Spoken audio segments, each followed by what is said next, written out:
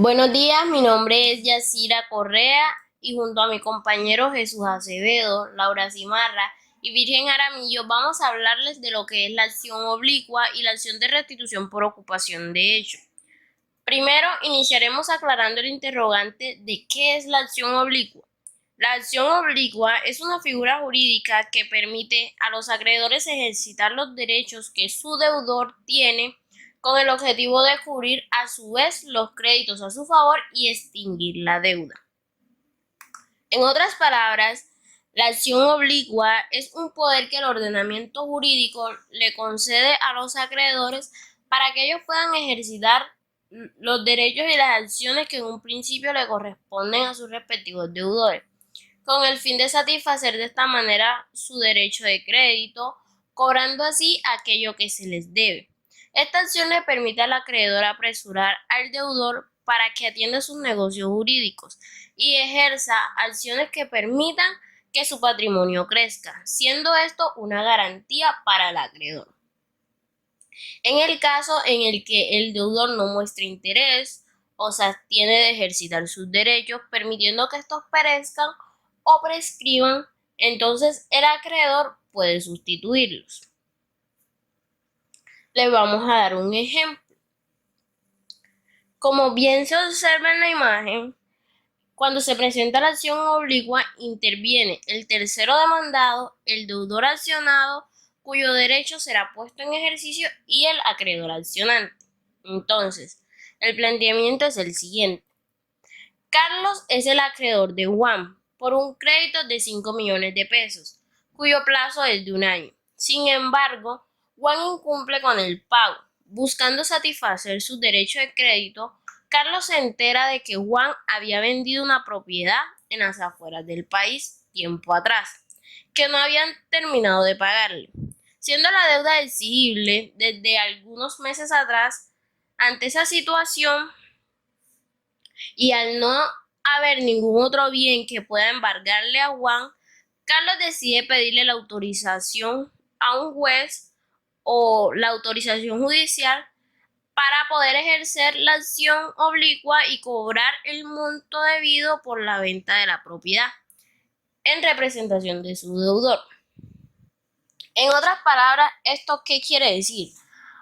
Pues el acreedor en la acción oblicua ejerce los derechos en cabeza del deudor frente al tercero, con el fin de que los deudores de su deudor paguen su deuda para que éste aumente su patrimonio y pueda satisfacer la obligación que tenía con él mismo, o sea, con el acreedor.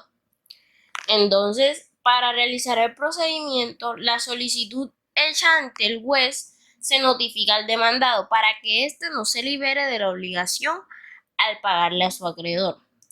Y se le notifica también al accionado para que no ejercite el derecho que tiene contra su deudor, ya que éste será ejercitado por quien fue autorizado judicialmente, que en este caso viene siendo el acreedor.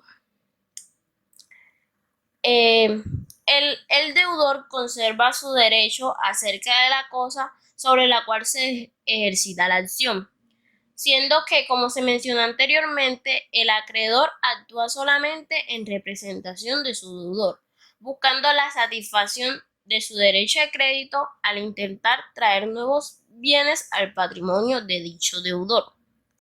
Y nos preguntamos, ¿qué busca la acción oblicua?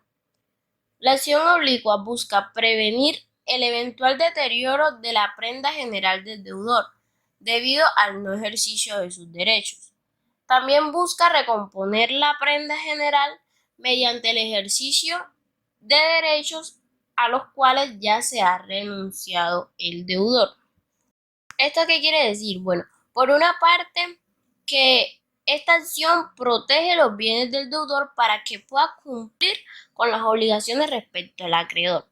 Y por otra parte, pues que esta se ejercita luego de la determinación del juez para enfrentar las actitudes pasivas del deudor que suponen que el deudor ha omitido atender sus propios intereses y que se han abstenido de obrar. Por lo que se establece que el acreedor en nombre del deudor puede actuar en un proceso a fin de acrecentar o salvaguardar el patrimonio de su deudor y así hacer efectivo el cobro de su acreencia. Requisitos generales para realizar la acción oblicua. Primero tenemos el derecho o las acciones del deudor deben poseer un valor pecuniario. Segundo, estos derechos o acciones no estén unidos exclusivamente a la persona. Tercero, el crédito del cual el acreedor deriva su derecho debe ser exigible. Y cuarto, el acreedor debe contar con la debida autorización judicial para ejercitar la acción oblicua. En esta parte, cabe destacar que esta autorización que obtiene el acreedor no da preferencia sobre los demás. ¿Esto qué quiere decir?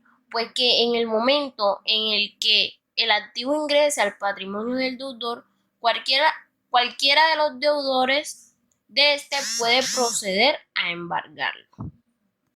Partiendo de la definición de qué es la acción oblicua, se pone como requisito cuáles son los requisitos en relación con la persona del acreedor, el crédito del acreedor, el deudor y por último los derechos y acciones. La persona del acreedor debe tener un interés y lo tendrá cuando la negligencia del deudor en ejercitar el derecho o acción comprometa su solvencia. No la tendrá si el deudor tiene bienes suficientes para cumplir sus obligaciones. El crédito del acreedor debe ser cierto y actualmente exigible. No podrá estar sujeto a plazos ni condiciones suspensivas. El deudor debe ser negligente e insolvente, lo que deberá probar el acreedor. Más que todo aquí el deudor o el acreedor debe comprobar que el deudor es negligente, que el deudor no quiere pagar la deuda, que cuando se le pone en plazo máximo para que pague, este es insolvente. Esto es lo que más que todo busca la relación con el deudor. Partiendo de la relación con los derechos y acciones, se contempla que deben ser patrimoniales y al referirse a bienes embargables y en ningún caso opera la subrogación en respecto a los derechos y acciones personalísimos. Cuando se habla de derecho personalísimo, más que todo se habla de los derechos innatos del hombre, como son derechos a la vida, a la salud, a la libertad y a su intimidad. Un ejemplo de esto puede ser la acción de reclamación del estado de hijo. Partiendo de la definición de que es la acción oblicua, y más que todo nos pusimos interrogante, que trata de que si existe una excepción que prohíbe al acreedor ejercitar los derechos que sean inherentes a la persona del deudor. Pasándonos, más que todo se contempla de que esta se fundamenta sobre todo en el principio de la garantía universal, que está establecido en el artículo 981 del Código Civil. A esta acción se le llama oblicua indirecta, porque el acreedor no va a intervenir en los negocios del deudor directamente, sino que lo da en representación del mismo. Efectos de la acción oblicua. El resultado de la acción aprovecha a todos los acreedores quirografarios porque el patrimonio del deudor es la prenda común de sus acreedores. Otro efecto es el acreedor no tiene el pago de su crédito, solo tiene que el pago ingrese al patrimonio del deudor, luego intentará su acción ejecutiva. Teniendo en cuenta esto, se entiende que el acreedor quirografario tiene un derecho que es el poder de embargar todos los bienes del deudor, excepto los bienes irrenunciables, como puede ser el derecho a la vida. Característica de la acción oblicua. En Colombia, la acción oblicua no tiene una expresa consagración legal, pero su presencia puede inferirse de varias normas del ordenamiento jurídico. Estas normas son el artículo 1295 del Código Civil, el artículo 1451 del Código Civil y el artículo 2513 del Código Civil. Una característica principal se puede sostener que es que el acreedor actúa en nombre propio, pero ejerce un derecho ajeno al de su deudor. Otra característica es que procede en los casos de un deudor inactivo, que es negligente en el ejercicio de sus derechos y acciones contra sus deudores. Acción de restitución por ocupación de hecho. Esta ocurre cuando se presentan actos de ocupación ilegal o abusiva de un inmueble, lo que se conoce como ocupación de hecho. y no haya sido posible arreglar amigablemente la situación entre las partes involucradas o a través de un tercero como conciliador. Existe un trámite ante el inspector de policía o mediante el alcalde municipal llamado lanzamiento por ocupación de hecho, cuyo objetivo es recuperar la posesión del inmueble. Los jefes de policía deben lanzar a los invasores ocupantes de hechos de predios urbanos o rurales en los casos en que invadan o usurpen el predio sin título alguno. Hay que tener claridad que este tipo de acciones son meramente provisionales.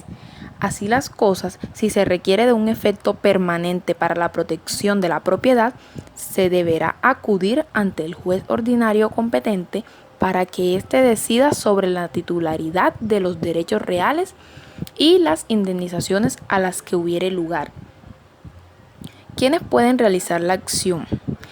Esta acción pueden realizarla las personas legítimas para interponer la querella policiva. Primeramente, puede ser el titular de la posesión o la mera tenencia de los inmuebles particulares o de las servidumbres. También pueden realizar la acción las entidades de derecho público y los apoderados o representantes legales de los antes mencionados. ¿Cómo se debe realizar la acción? Para dar inicio a este trámite, el perjudicado, ya sea el propietario, quien poseía el inmueble sin ser el dueño, o quien lo tenía en calidad de arrendatario, deberá presentar una solicitud que se conoce como querella policiva ante el inspector de policía del municipio donde está ubicado el inmueble, la cual generalmente debe presentarse dentro de los 30 días siguientes a los actos de perturbación o desde el momento en que tiene conocimiento de los hechos. Sin embargo, es importante tener en cuenta que la decisión del inspector puede ser modificada si se inicia un proceso posesorio ante un juez. Requisitos para realizar la acción.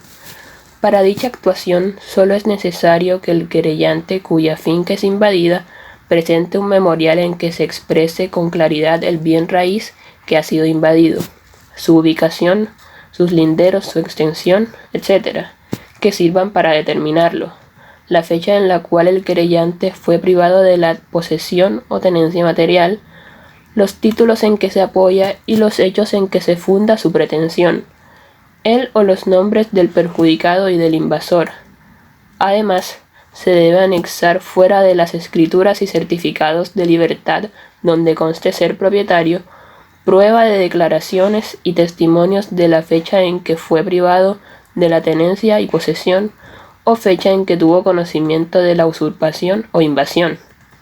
Consecuencias de la querella.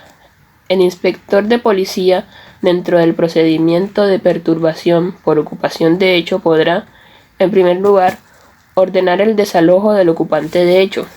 El desalojo se podrá o se deberá efectuar dentro de las 24 horas siguientes a la orden. En segundo lugar, podrá también ordenar que las cosas vuelvan al estado en que se encontraban antes. En estos procedimientos se deberá comunicar al propietario inscrito la iniciación de ellos sin perjuicio de que se lleve a cabo la diligencia prevista.